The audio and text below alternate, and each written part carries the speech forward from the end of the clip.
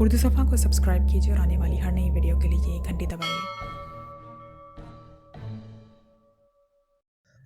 मगर इसके लिए इतना चक्कर चलाने की क्या ज़रूरत थी? तो पाकिस्तान सीक्रेट सर्विस का हवाला देकर बराह रास्त बात कर सकते थे। मार्टिन ने कुछ सोचते हुए कहा, मैं दफ्तरी माहौल से हटकर बातचीत करना चाहता था ताकि असल राज मालूम कर सकूं। कैप्टन शकील ने मुतमईन लहजे में जवाब दिया, तुमने ख्वामखा इतनी मुसीबत छोड़ी मिस्टर हातिम। सीक्रेट सर्विस का सरबराह हलाक हो चुका है। असल राज वही बता सकता था। फिलहाल सरकारी तौर पर ये दोनों गायब हैं। इससे ज़्यादा मैं कुछ नहीं जानता। मार्टिन ने कुछ सोचते हुए कहा, सरबराह हलाक हो चुका है? ये मेरे लिए नई इत्तला है। कैप्टन शकील ने चौंकते हुए कहा, हाँ, गुज़िश्ता रात उसे हलाक कर दिया गया। मार्टिन ने जवाब दिया, ठीक है, मगर मैंने इन दोनों को तलाश करना है, इसलिए बेहतर यह है कि तुम मुझे इस केस की तफसीलात बता दो जिसकी खातिर उन्हें बुलवाया गया था। कैप्टन शकील ने कहा, वेरी सॉरी, ये टॉप सीक्रेट है। मार्टिन ने जवाब दिया और उसके साथ ही वो उठ खड़ा हुआ। तुम्हें इस वक्त तक यहाँ कैद में रहना पड़ेगा जब तक मैं पाकिस्तान से तुम्हारे मुतल्लिक तस्दीक न कर लूँ, मार्टिन ने कहा। फिर अपने साथियों की तरफ मुड़कर मखसूस अंदाज में इशारा किया। दूसरे लम्हे एक आदमी ने आगे बढ़कर स्विच बोर्ड पर मौजूद एक बटन दबाते ही कमरे की शुमारी दीवार अपनी जगह से सरकती चली गई। चलें मिस्टर, आपकी सलामती इसमें है कि कोई गलत हरकत ना हो, मार्टिन ने कैप्टन शकील से मुखातिब होकर कहा। और कैप्टन शकील खामोशी से दीवार में बनने वाले खिला की तरफ बढ़ता चला गया। जैसे ही कैप्टन शकील ने खला में कदम रखा, अचानक उसके पैरों को एक बड़ा ज़बरदस्त झटका लगा। दूसरे लम्हे वो मुंह के बल नीचे गिरता चला गया। चंद लम्हों तक वो गिरने के बाद एक धमाके से नीचे पक्के फर्श पर जा गिरा। अचानक नीचे गिरने से उसे खासी चोटें आई। उसने उठने की कोशिश की मगर बेसूद। उसके दिमाग पर अंधेरे छाते चले गए और चंद लम्हों बाद वो फर्श पर बेहिस्सो हरकत पड़ा रह गया। ऊपर कमरे की दीवार बराबर हो चुकी थी। ये एक काफ़ी बड़ा कमरा था। बस में मौजूद एक बड़ी सी मेज़ के गिर्द 12 कुर्सियाँ मौजूद थी। हर कुर्सी पर एक नौजवान लड़की स्याह चुस्त लिबास में मलबूस बैठी थी।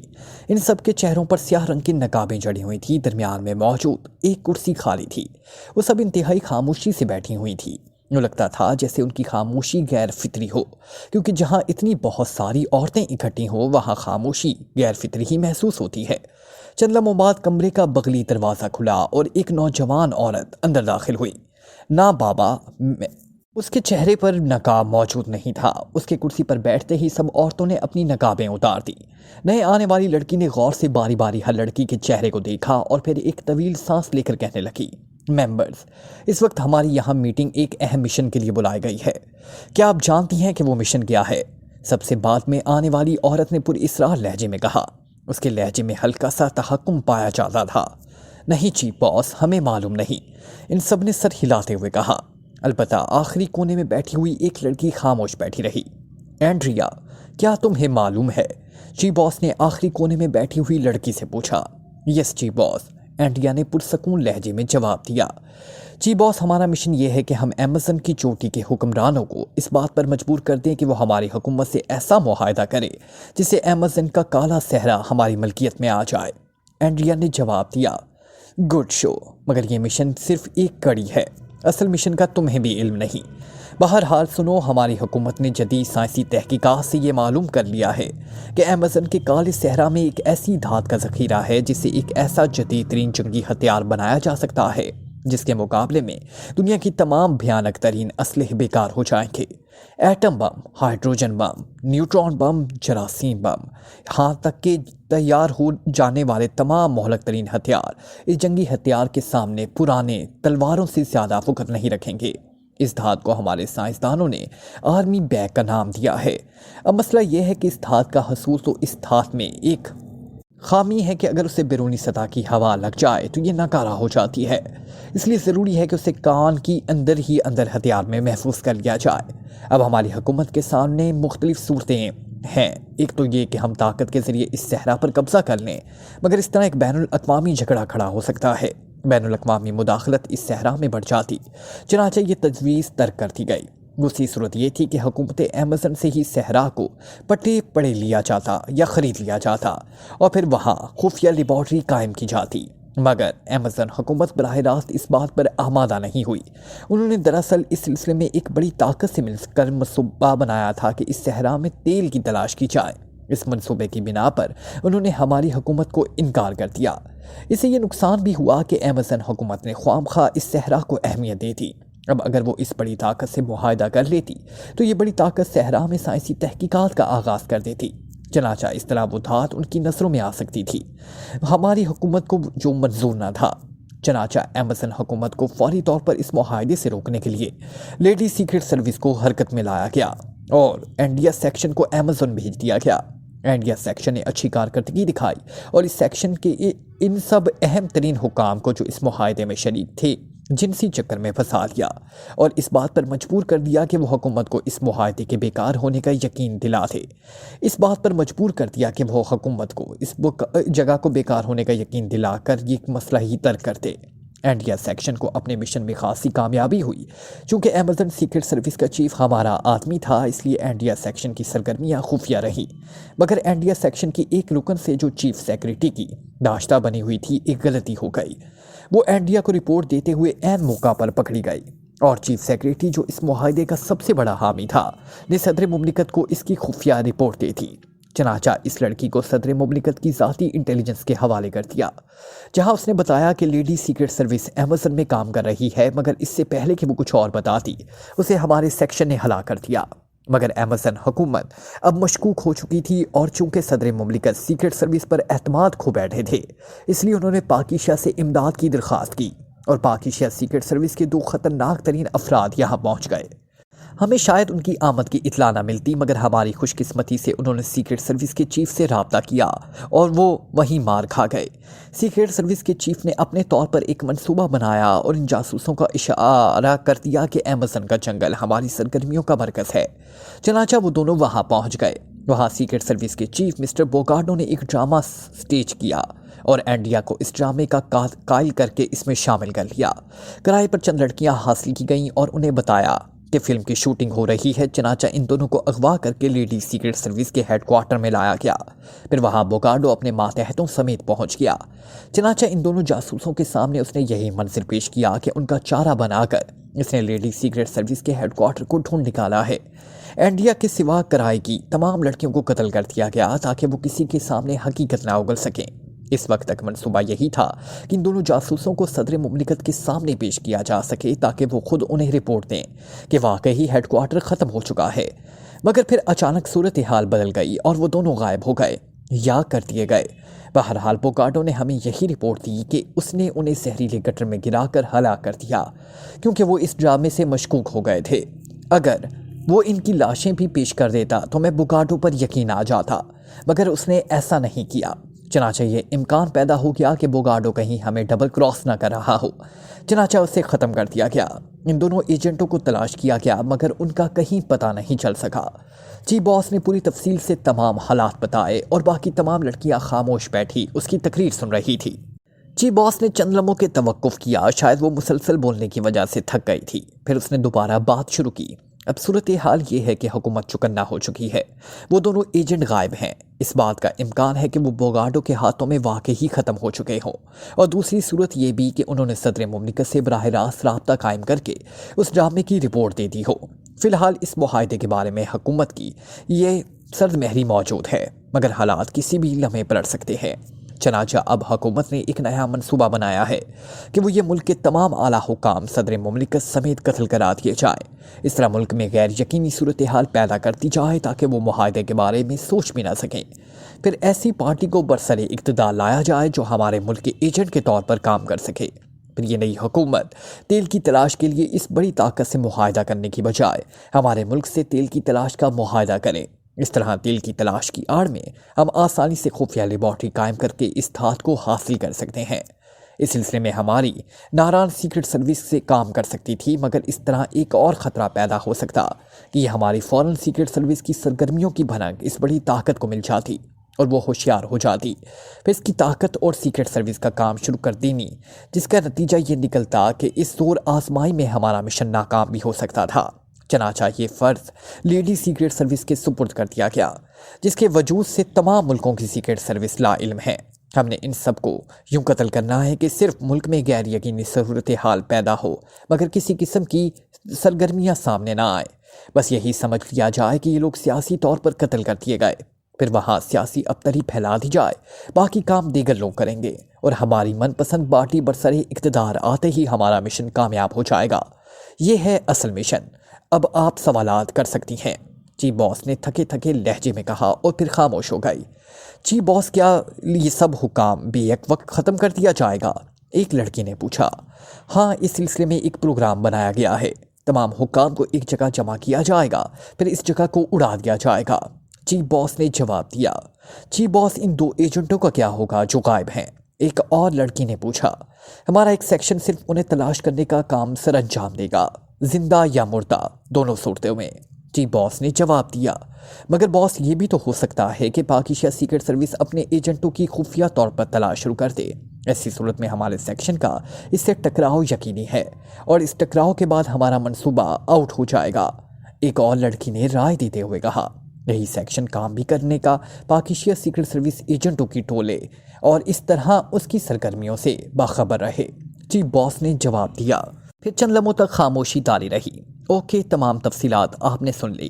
یہ تمام تفصیلات آپ کو اس لیے بتائی گئی کہ اس نازک اور اہم مشن کو سر انجام دیتے ہوئے آپ کی تمام پوزیشن کا علم ہو۔ ہمارا کام بےحد نازک ہے اور اہم بھی ہے۔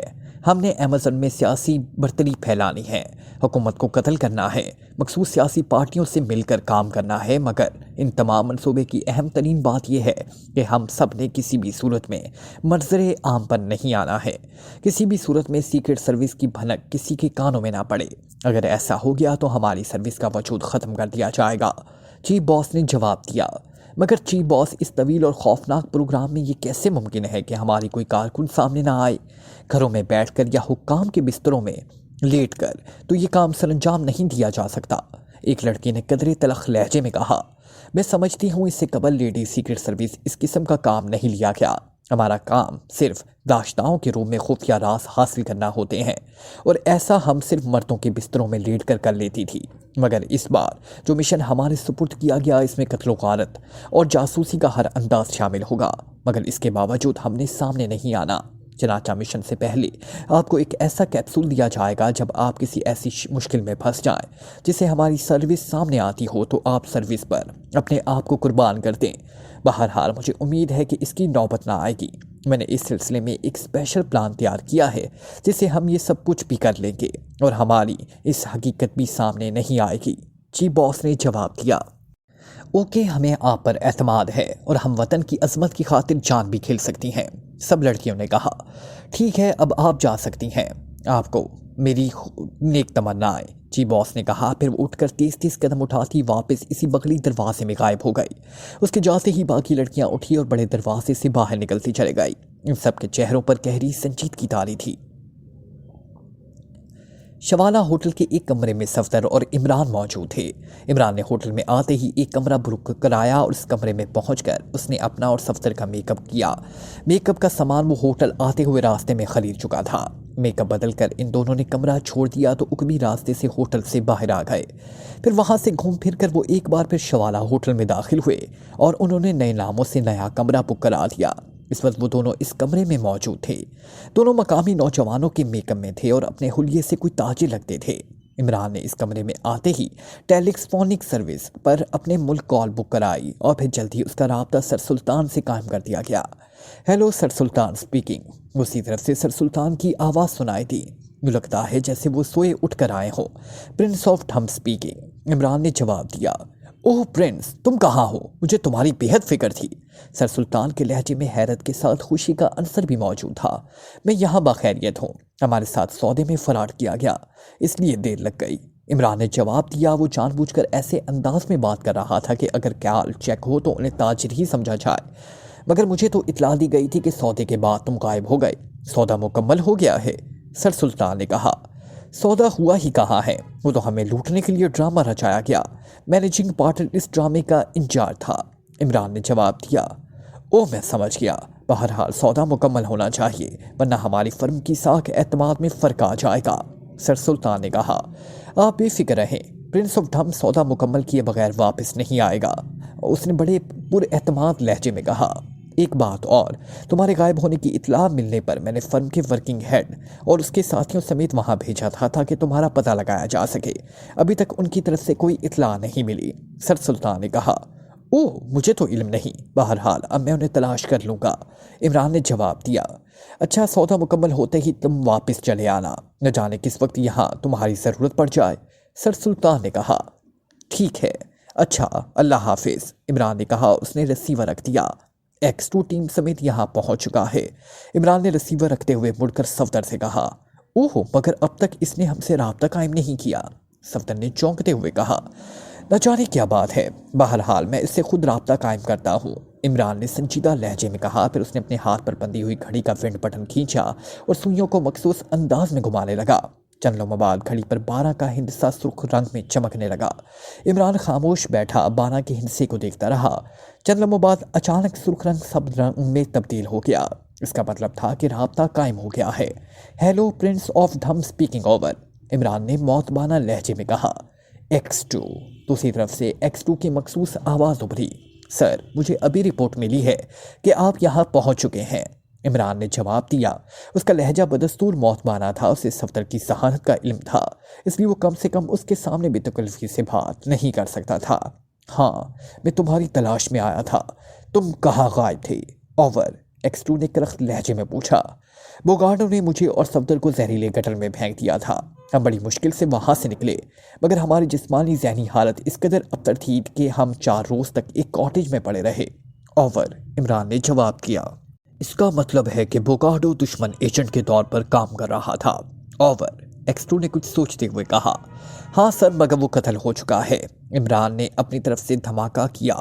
ہاں، مجھے معلوم ہے، اسے میرے سامنے قتل کیا گیا تھا، اور تمہیں یقیناً یہ سن کر حیرت ہوگی کہ اس کا قتل تمہاری وجہ سے ہوا، X2 نے جواب دیا۔ اور عمران سمجھ گیا کہ وہ تیسرا آدمی جس کی موجودگی کا احساس بوگارڈو کے کمرے میں ہوا تھا وہ بلیک زیرو ہوگا۔ میری وجہ سے؟ عمران نے حیرت زدہ لہجے میں کہا۔ ہاں، قاتل اس سے تمہارا مطالبہ کر رہے تھے، اس کا خیال تھا کہ بوگارڈو نے تمہیں اور صفدر کو کہیں چھپا دیا ہے اور تم سے مل کر انہیں ڈبل کراس کر رہے ہیں، اوور، X2 نے تفصیل بتاتے ہوئے کہا۔ اوہ، تو یہ بات ہے، اس کا مطلب ہوا کہ بوگارڈو براہ راست ان کی تنظیم کا رکن نہیں تھا بلکہ ان کے لیے کام کر رہا تھا، اوور، عمران نے کچھ سوچتے ہوئے کہا۔ اسے ایک لڑکی نے قتل کیا، بوگارڈو اس لڑکی کو اینڈریا کے نام سے پکار رہا تھا، لڑکی بے حد نڈر، چست، چالاک اور تیز تھی، X2 نے کہا۔ لڑکیاں ہوتی ہی ایسی ہیں سر، اب اگر شادی کر لیں تو آپ کو بھی ذاتی تجربہ ہو جائے گا۔ عمران کا ذہن اچانک پٹری سے اتر گیا۔ ظاہر ہے عمران جیسا آدمی کب تک سنجیدہ رہ سکتا تھا؟ فضولیات نہیں، اوور، X2 نے قدرے کرخت لہجے میں جواب دیتے ہوئے کہا۔ سر، شادی فضولیات میں شامل نہیں، ورنہ آپ کی والدین، او سوری سر، عمران نے فکرے کے آخر میں بکھلاتے ہوئے کہا۔ اوور اینڈ آل، اسی طرف سے کہا گیا اور سلسلہ منقطع کر دیا گیا۔ صفدر عمران کی باتوں پر بیٹھا دل ہی دل میں ہنس رہا تھا۔ عمران صاحب، آپ کی ہمت ہے کہ آپ X2 سے اس قسم کی باتیں کر لیتے ہیں، ورنہ ہمارا تو ان کی آواز سن کر ہی خون خشک ہو جاتا ہے، صفدر نے مسکراتے ہوئے کہا۔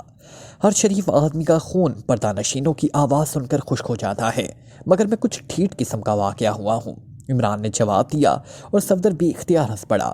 صفدر، اب ہمیں اینڈریا کو ڈھونڈنا ہوگا، تبھی اس گروہ کا کلو ہم حاصل کر سکتے ہیں، عمران نے اچانک سنجیدہ لہجے میں صفدر سے مخاطب ہو کر کہا۔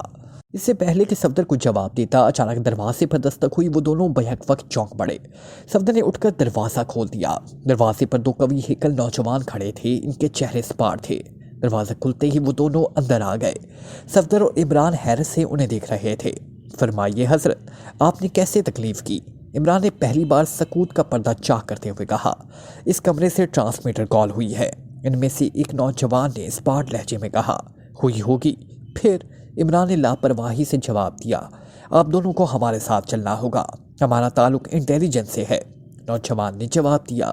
آپ کا تعلق چاہے کالے چور سے کیوں نہ ہو، ہمارا مطلب چائے پیے لاؤں آپ کے لیے، عمران نے اسی لہجے میں کہا، اور پھر کسی مشین کی طرح ان کے بازو حرکت میں آئے اور اب ان کے ہاتھوں پر ریوالور چمک رہے تھے۔ ہمیں حکم دیا گیا ہے کہ اگر آپ ذرا بھی کوئی مسئلہ کھڑا کریں تو آپ کو گولی مار دی جائے، اسی نوجوان نے اسپاٹ لہجے میں کہا۔ ارے بھائی، اطمینان سے بیٹھو، چائے پیو، پھر ہمیں بتاؤ کہ آخر چکر کیا ہے۔ ہم دونوں تاجر ہیں، ہمارا ٹرانسمیٹر سے بھلا کیا تعلق، عمران نے کہا۔ ताल्लुक तो बॉस बताएगा। मैं 3 तक गिनूंगा, अगर आप हमारे साथ नहीं जाने पे तैयार हुए तो ठीक, वरना हम गोली चला देंगे, नौजवान ने कहा। इसके लहजे में यूं महसूस हो रहा था जैसे वो इंसान ना हो मशीन हो। तुम्हारा बॉस कौन है? मिस्टर मार्टिन, उसी नौजवान ने जवाब दिया। तो जाकर मिस्टर मार्टिन से कह दो कि वो प्रिंस ऑफ ढम को ना छेड़े, वरना उसकी इंटेलिजेंस तुम फैलाकर मोर की तरह नाचना शुरू कर देगी, इमरान ने करख्त लहजे में कहा। ओह वेरी सॉरी सर, हमें मालूम न था, हम आपका पैगाम मिस्टर मार्टिन को दे देंगे, गुड बाय, अचानक नौजवान ने इंतहाई मौतबाना लहजे में कहा। फिर उनके रिवॉल्वर वापस उनकी अंदर गायब हो गए। दूसरे लम्हे वो मुड़े और सफदर के करीब से गुजरते हुए दरवाजे से बाहर निकलते चले गए। सफदर हैरत से आंखें फाड़े इमरान की हरकत देख रहा था। उसे ड्रामे की अली बे भी समझ नहीं आ रही थी। फिर इमरान ने कहा, दरअसल दुम फैलाकर नाचता हुआ मोर इंटेलिजेंस का खसूसी निशान है, इसलिए मैंने बतौर ख़ास इसका हवाला दिया, जिस पर नौजवान यही समझे कि हमारा ताल्लुक भी इंटेलिजेंस से है। इमरान ने मुस्कुराते हुए जवाब दिया, मगर ये नौजवान इतना लापरवाह क्यों थे? मैं चाहता तो एक लम्हे में उन पर हमला कर सकता था। सफदर अभी तक हैरान था। अब वो दोनों होटल से बाहर सड़क पर आ चुके थे। दरअसल यहाँ के लोग इंटेलिजेंस से बेहद खौफजदा रहते हैं। हम चूँकि मकामी लोगों के मेकअप में थे, इसलिए उन्हें इत्मीनान था कि हम कोई मुज़ाहमत नहीं करेंगे, इमरान ने कहा। फिर उसने हाथ उठाकर एक खाली टैक्सी को रोका। टैक्सी रुकते ही वो दोनों इसमें सवार हो गए। कंट्री क्लब, इमरान ने टैक्सी ड्राइवर से मुखातिब होकर कहा, और ड्राइवर ने सर हिलाकर गाड़ी आगे बढ़ा दी। तकरीबन 10 मिनट के मुसलसल सफ़र के बाद टैक्सी एक छोटी सी बिल्डिंग के सामने रुक गई। बिल्डिंग के दरवाजे पर कंट्री क्लब का नियॉन साइन मुसलसल जल बुझ रहा था। इमरान ने नीचे उतरकर टैक्सी ड्राइवर को किराया दिया। सर, अगर आप नाराज़ ना हो तो ये बता दूं कि कंट्री क्लब शरीफों की जगह नहीं, ड्राइवर ने झिझकते हुए कहा। तुम बेफिक्र रहो, हम इनसे ज़्यादा शरीफ लोग हैं, इमरान ने मुस्कुराते हुए कहा, और फिर मुड़कर क्लब के दरवाजे की तरफ बढ़ने लगा। फिर वो जाकर एक कुर्सी पर बैठ गए। एक क्रैश शक्ल का मालिक बहरा ने उन्हें देखते ही तेजी से उनकी तरफ लपका। क्या बात है, तुम लोग यहाँ क्यों आए हो? बहरे का लहजा ऐसा था जैसे वो बात करने की बजाय लठ मार रहा हो। हम टाइगर से मिलना चाहते हैं, इमरान ने बड़े से मासूम लहजे में कहा, मगर इसकी आवाज़ इतनी बुलंद ज़रूर थी कि छोटे से हाल में मौजूद तमाम अफराद ने बआसानी सुन ली। और टाइगर का लफ्ज़ जैसे ही इमरान की ज़बान पर आया, यूँ महसूस हुआ जैसे हाल में बम फट पड़ा हो। बहरा एक लम्हे के लिए हैरत से बुतमना उन्हें देखता रहा। फिर उसकी सूरत कुछ और बिगड़ती चली गई। अगर ज़िंदगी चाहते हो तो एक लम्हे की ताख़ीर किए बगैर बाहर चले जाओ, बहरे ने सरसराते हुए जवाब दिया। हम ज़िंदगी नहीं चाहते, सिर्फ टाइगर से मिलना चाहते हैं, इमरान ने इसी तरह इत्मीनान से जवाब दिया। मगर फिक्रा मुकम्मल करते ही उसने तेज़ी से अपनी जगह से हटना पड़ा, क्योंकि बहरे के हाथ बिजली की सी तेज़ी से घूमा। और अगर इमरान बर वक्त वहाँ से ना हट जाता तो उसकी बत्ती सी यकीनन इस वक्त हाल के फर्श पर पड़ी होती। बैरे ने पूरी कुव्वत से हाथ चलाया था, इसलिए वार खाली जाते ही वो लट्टू की तरह घूम गया। मगर जब वो घूमकर सीधा हुआ तो इस बार इमरान के हाथ ने हरकत की। फिर यूँ महसूस हुआ जैसे पटाखा चला हो। इमरान का ज़बरदस्त थप्पड़ बैरे के रुखसार पर पड़ा और लहीम शहीम बहरा थप्पड़ खाते ही उछलकर करीबी मेज़ पर जा गिरा, जहाँ इस वक्त 3 अफराद मौजूद थे। वो तीनों ही उछलकर खड़े हो गए। इनके चेहरों पर मौजूदगी करख्तगी और भयानकपन में तब्दील हो गई। बहरा भी रुखसार पर हाथ रखे उठ खड़ा हुआ। उसकी नाक और मुंह से खून निकल रहा था, अलबत्ता अब उसकी आंखों में नफरत के शोले लपक रहे थे। मिस्टर टाइगर से मिलाओ हमें, इमरान ने उसी तरह इत्मीनान से जवाब दिया। बहरा एक लम्हे के लिए बेहिस्सो हरकत खड़ा रहा। फिर उसने तेज़ी से जेब में हाथ डाला। दूसरे लम्हे उनके हाथ में एक खौफनाक चाकू था।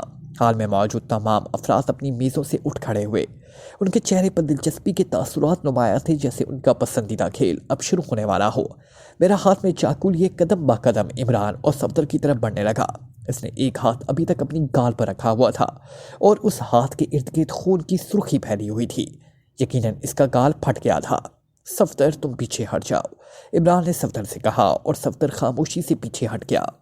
हाल में मौजूद तमाम अफराद ने लाशऊरी तौर पर इन सब के गिर्द दायरा सा बना लिया था और वो दोनों इस दायरे में यूं खड़े थे जैसे दो बाजीगर अपना कमाल दिखाने वाले हों। बहरा हाथ में चाकू थामे आहिस्ता आहिस्ता आगे बढ़ता चला गया। लम्हा बलम्हा उसकी आंखों में मौजूद नफरत के शोलों की एक चमक बढ़ती जा रही थी। इमरान सीने पर हाथ बांधे बड़े एतमीनान से खड़ा था। बहरा इमरान से तकरीबन 3 फुट के फासले पर पहुँच कर रुक गया। उसने गाल पर रखा हुआ हाथ नीचे कर लिया और सबने देखा कि उसका गाल 5 जगह से कट गया था। यूँ लगता था जैसे किसी ने आहनी पंजा उसके गाल पर मारा हो। हाँ, तो क्या तुम मिस्टर टाइगर से नहीं मिलवाओगे? عمران نے یوں اطمینان بھرے لہجے میں کہا جیسے کسی دوست سے بات کر رہا ہو۔ بہرا چند لمحے خاموش کھڑا رہا، پھر اچانک اس کا چاقو والا ہاتھ حرکت میں آیا۔ اس کے چاقو پکڑنے کا انداز بتا رہا تھا کہ اسے چاقو چلانے کے فن میں خاصی مہارت حاصل ہے۔ بہرے نے چاقو کو دائرے کی صورت میں فضا میں گردش دی اور عمران کے لبوں پر طنزیہ مسکراہٹ دوڑ گئی۔ وہ ایسے انداز بخوبی سمجھتا تھا۔ بہرے نے ایک لمحے کے لیے چاقو کو فضا میں گردش دی اور دوسرے لمحے اس کا ہاتھ بجلی کسی تیزی سے حرکت میں آیا اور اس کے ہاتھ سے چاقو رائفل سے نکلی ہوئی گولی کی طرح نکل کر عمران کے سینے کی طرف بڑھا۔ عمران اب بڑے اطمینان سے اپنی جگہ پر کھڑا تھا، یوں لگتا تھا جیسے اسے چاقو کے اپنے سران آنے کا احساس تک نہ ہو۔ چاقو پلک جھپکنے میں اس کے قریب پہنچ گیا۔ حال میں موجود تمام افراد نے سانس روک لیے کیونکہ اب عمران کا چاقو کی زد سے بچنا ناممکن تھا۔ مگر دوسرے لمحے ان سب کی شاید ان کی زندگی کا سب سے زیادہ حیرت انگیز ثابت لمحہ تھا، کیونکہ جیسے ہی چاقو عمران کے قریب پہنچا، عمران کے ہاتھ نے حرکت کی اور اس نے بجلی کی سی تیزی سے اپنی طرف بڑھتے ہوئے چاقو کو ہاتھ سے تھپکی دی اور چاقو یوں اچھل کر اس کے سر پہ سے گزرتا چلا گیا جیسے کسی نے ہوا میں اس کا رخ بدل دیا ہو، اور عمران کے پیچھے کھڑے ہوئے صفدر نے بڑے اطمینان سے چاقو تھام لیا۔ یہ سب کچھ پلک جھپکنے میں ہو گیا۔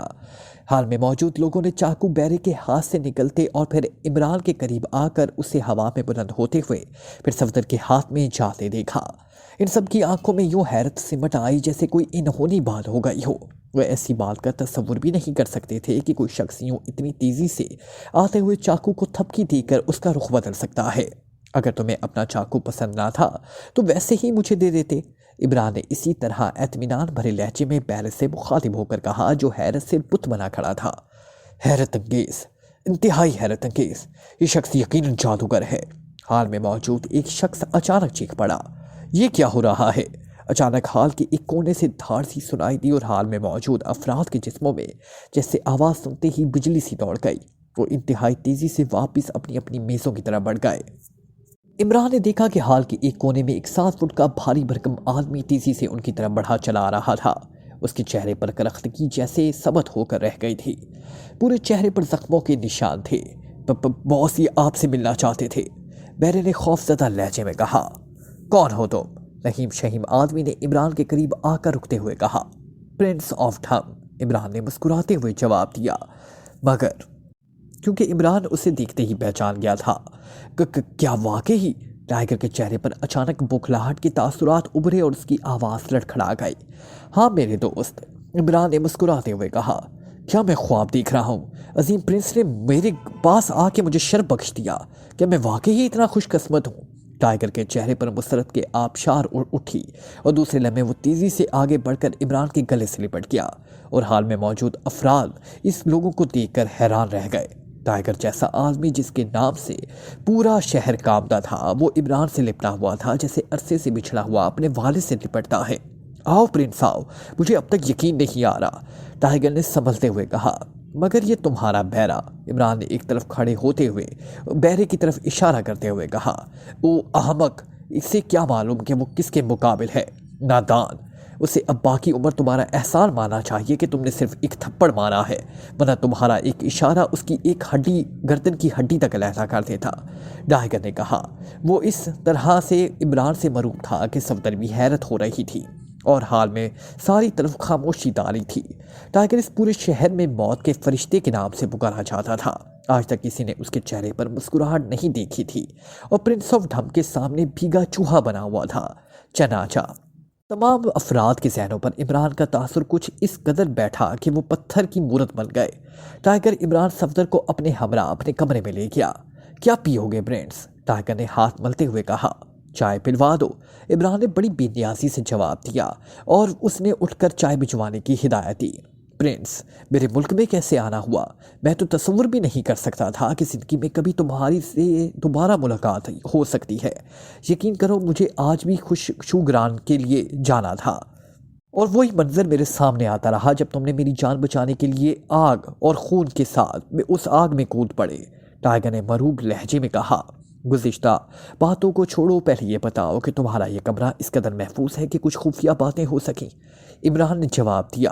ہاں پرنس، تم بے فکر ہو کر بات کرو، کنٹری کلب اس پورے ملک کے لیے دہشت ہے، یہاں میری اجازت کے بغیر ایک مکھی بھی اپنے پر ہلانے کی جرت نہیں کر سکتی، ٹائیگر نے فخریہ لہجے میں کہا۔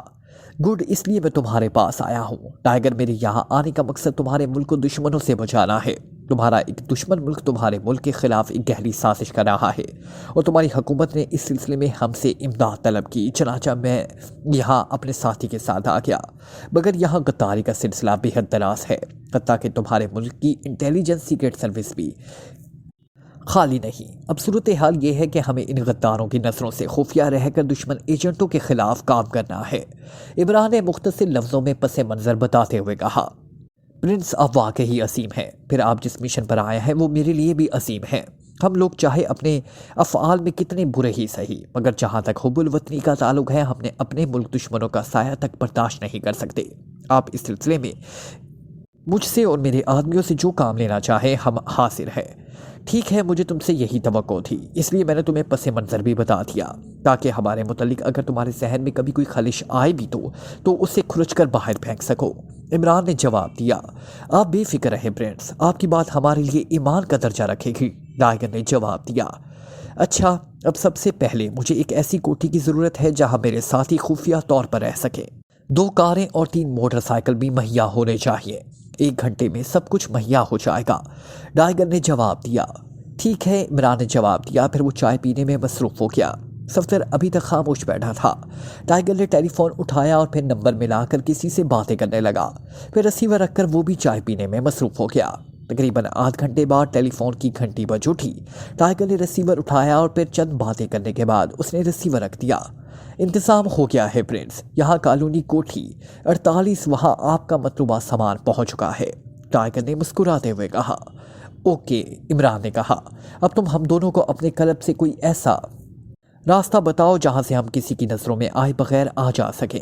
आइए, मैं आपको ले चलता हूँ, टाइगर ने उड़ते हुए कहा। फिर वो अपने क्लब की दूसरी मंजिल पर ले आया। यहाँ कोने का एक कमरा दिखाते हुए टाइगर ने कहा, इस कमरे में एक जीना नीचे उकमी गली में निकलता है जो बिल्कुल सुनसान है और एक कार आपके लिए मौजूद होगी।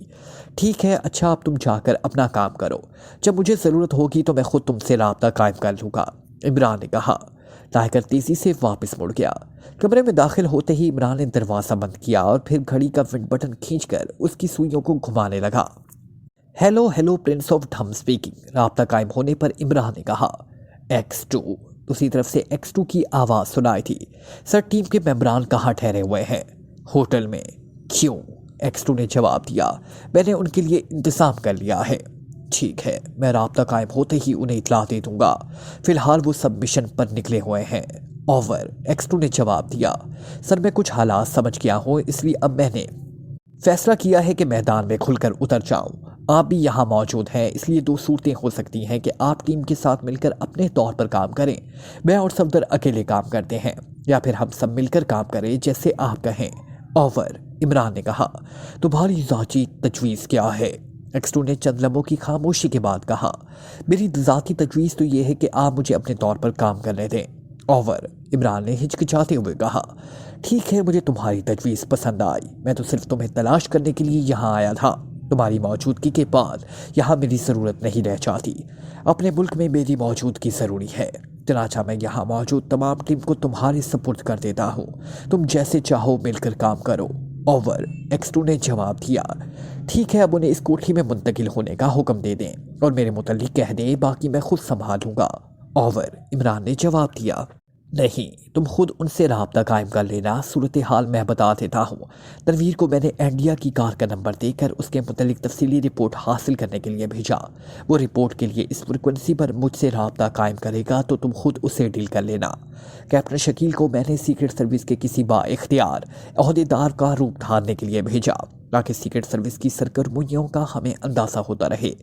नुमानी और चौहान को मैंने बुकाडो की कोठी की तलाश लेने के लिए भेजा है। इन तीनों की तरफ से मुझे अभी कोई रिपोर्ट नहीं मिली, चनाचा अब तुम खुद उन्हें डील कर लेना। मेरे वाली फ्रिक्वेंसी तुम सेट कर लो। ओवर, X2 ने तफसील बताते हुए कहा।